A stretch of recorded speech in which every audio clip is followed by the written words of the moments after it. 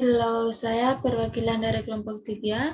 Saya sendiri Maria Mite dengan NIM 192114138. Gabriel Tasya Permata Sapira dengan NIM 192114140. Dewa Ayu Putu Amaranggana dengan NIM 192114140. 150. Ratu Ayu Okta dengan NIM 192114156. Christian Yuda dengan NIM 192114162. Materi kami tentang contoh kasus in-aid communities into that life di Indonesia.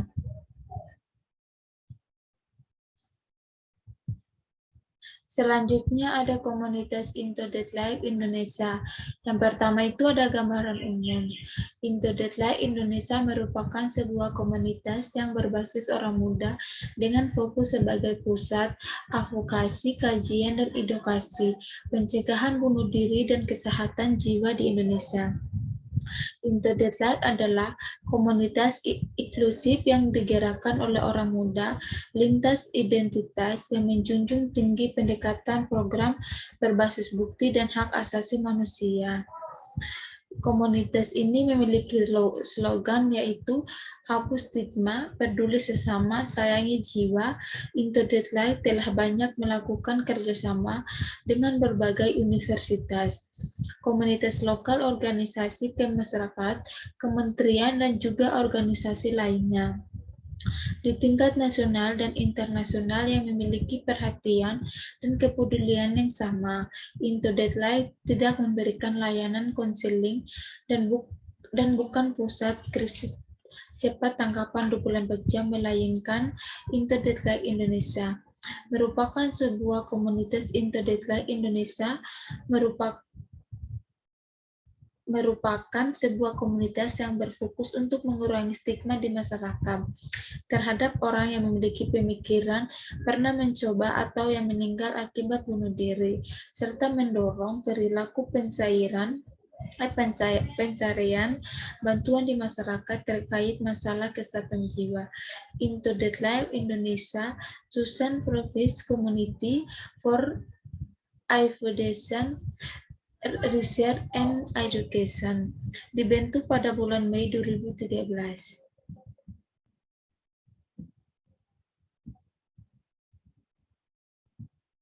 Selanjutnya ada visi dan misi.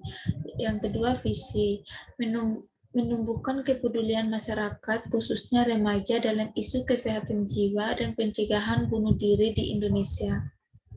Nah, yang ketiga ada misi.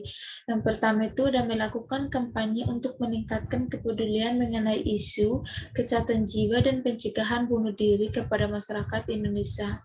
Yang kedua ada melakukan edukasi mengenai isu kesehatan jiwa dan pencegahan bunuh diri kepada masyarakat Indonesia. Yang ketiga, melakukan penelitian dan pengembangan yang terkait dengan kesehatan jiwa dan pencegahan bunuh diri di Indonesia. Yang keempat, membangun kerjasama dengan organisasi nasional dan internasional untuk kesehatan jiwa dan pencegahan bunuh diri.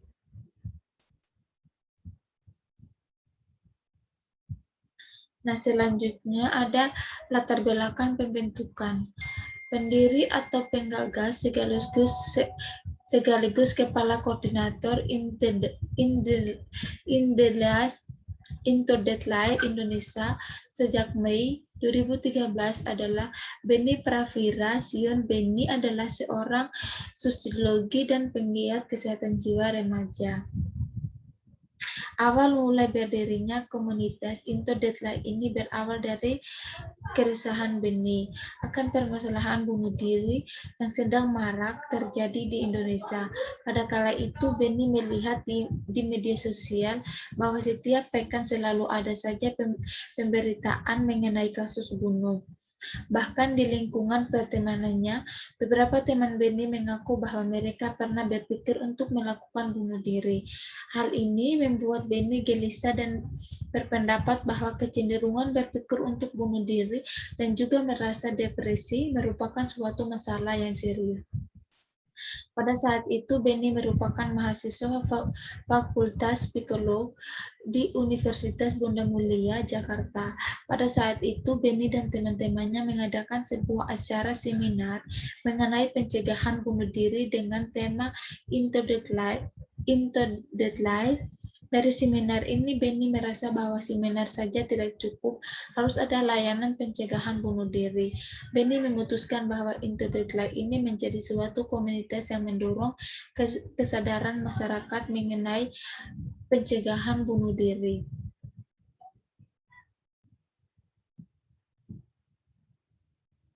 Nah, selanjutnya ada program kerja. Dalam komunitas Into the Light, Indonesia memiliki berbagai program diskusi publik, pelatihan, kampanye, dan hasil penelitian yang bertujuan untuk meningkatkan pencarian bantuan. Program kerja yang rutin dilaksanakan oleh komunitas Into the Light Indonesia saat ini berjumlah 6 program, yaitu yang pertama ada podcast disco, yang kedua ada advokasi, yang ketiga ada edukasi, yang keempat ada task force, yang kelima ada working group. Nah, working group Universitas Susan Provinsi. Tim kerja ini berfokus pada upaya menyeluruh untuk pencegahan bunuh diri pada kalangan mahasiswa, yang merupakan salah satu kelompok populasi dengan risiko bunuh diri paling tinggi. Nah, working group Susan Loss Surface. Tim kerja ini berfokus pada pemberdayaan kelompok penyintas kehilangan bunuh diri melalui kampanye. Working group Susan New Goodness. Tim kerja ini bekerja sama dengan pemangku kebijakan dan media massa untuk mengembangkan paduan pemberitahuan bunuh diri yang aman dengan tujuan mencegah efek negatif dan pemberitaan bunuh diri. Nah, yang keempat ada Research Engine.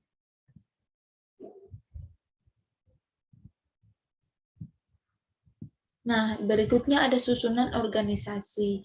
Yang pertama itu ada Task Force Susan Primary. Yang kedua ada Task Force Susan Crisis Invention. Yang ketiga ada Task Force Susan Prevention. Yang keempat ada divisi riset. Yang kelima ada divisi media. Yang kelima ada divisi human resources.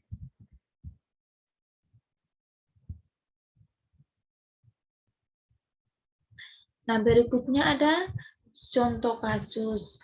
Kasus siswi SMP di Jatim yang berduga bunuh diri. Masyarakat ramai digemparkan dengan adanya seorang mahasiswa SMP di Jakarta Timur yang lompat dari gedung. Kasus ini terjadi pada bulan Januari di tahun 2020. Hal ini diduga tindakan bunuh diri, belum tahu pasti penyebab melakukan bunuh diri. Namun akibat kasus ini banyak masyarakat yang membicarakan mengenai kasus bunuh diri ini di media sosial. Hal ini membawa dampak yang tidak baik khususnya bagi orang-orang yang rentan terhadap pemikiran bunuh diri. Kenapa? Karena setiap orang memiliki mental yang berbeda-beda. Ketika banyak orang yang membicarakan kasus bunuh diri ini, membuat orang yang memiliki pemikiran bunuh diri bisa melakukan hal tersebut. Selain itu, orang yang tidak memiliki pemikiran bunuh diri juga bisa memicunya untuk melakukan hal itu. Komunitas Into the Light, khususnya Benny Pravira Sion, memberikan pendapatnya tentang hal ini. Dia sangat menyayangkan sikap masyarakat dalam menggunakan sosial media dan seakan-akan menuntut keadilan untuk korban bunuh diri. Menurut pendapat beliau, ketika kita terlalu berdramatisir persoalan kasus bunuh diri ini akan mempersulit kondisi keluarga korban.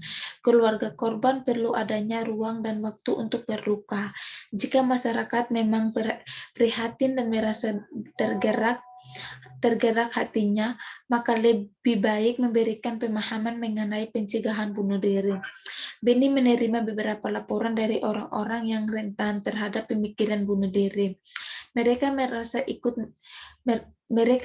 ikut merasakan dampak negatif atas keriuhan kasus ini di media sosial yang mana tidak sehat bagi kesehatan mental atau kesehatan jiwa. Beliau mengatakan bahwa pembicaraan yang tidak konstruktif dan suportif ini berpotensi tergirang atau memicu. Teman-teman yang rentan hal ini akan memicu nuasan depresif. Maka menurut dia lebih baik menyebarkan tentang pentingnya kesehatan mental daripada fokus hanya pada satu kasus.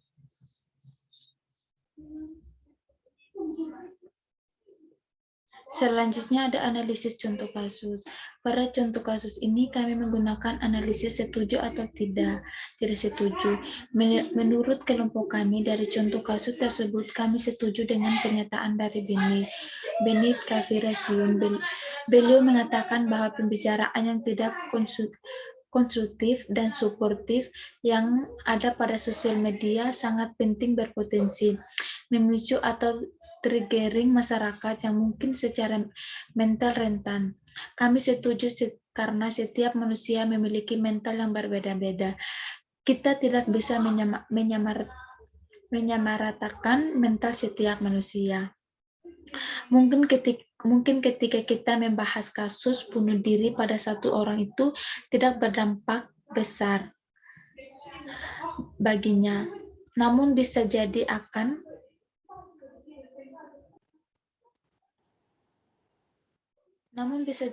berbeda dengan orang lain yang tidak kuat.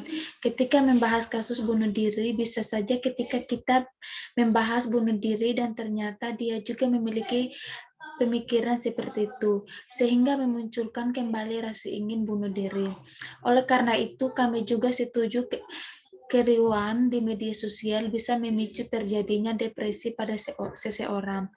Kami juga setuju mengenai pendapat Beni bahwa daripada berfokus pada satu masalah saja, lebih baik kita membantu menyebarkan tentang pentingnya kesehatan mental. Hal ini bisa dimulai dari lingkungan kecil di sekitar kita. Pada contoh kasus tersebut, kami tidak setuju mengenai bagaimana sikap dari masyarakat pengguna media sosial. Memang berita bunuh diri merupakan berita yang mungkin sangat mengembarkan dan membuat kita bertanya-tanya. Mengenal hal itu, namun bukan berarti kita harus terus membahasnya, terus-menerus di sosial media. Apalagi jika kita berpendapat buruk akan hal itu. Selain itu, ketika kita terus membahas akan hal ini, maka bisa mempersulit kondisi keluarga dan korban bunuh diri. Mungkin jika masyarakat merasa prihatin akan hal ini, maka membantu dalam hal pemahaman mengenai pencegahan bunuh diri kepada masyarakat.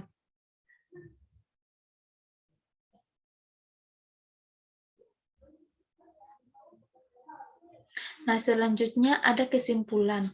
Dari paparan kasus dan analisis di atas dapat disimpulkan bahwa di masyarakat khususnya di Indonesia sendiri perlu selalu adanya pemahaman mengenai kesehatan mental, apalagi pencegahan tindakan bunuh diri dengan adanya komunitas Into That Light di Indonesia.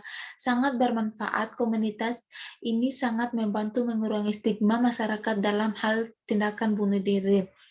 Walaupun komunitas ini tidak memberikan layanan konseling, tetapi dengan adanya komunitas ini diharapkan dapat membantu masyarakat untuk menghindari pemikiran akan bunuh diri.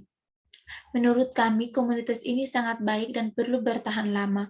Mengenai penggunaan sosial media memang perlu diperhatikan karena apa yang kita ungkapkan dalam sosial media bisa sangat berdampak pada orang lain. Jadi kita harus menggunakan sosial media dengan bijak dan juga menjaga sikap kita.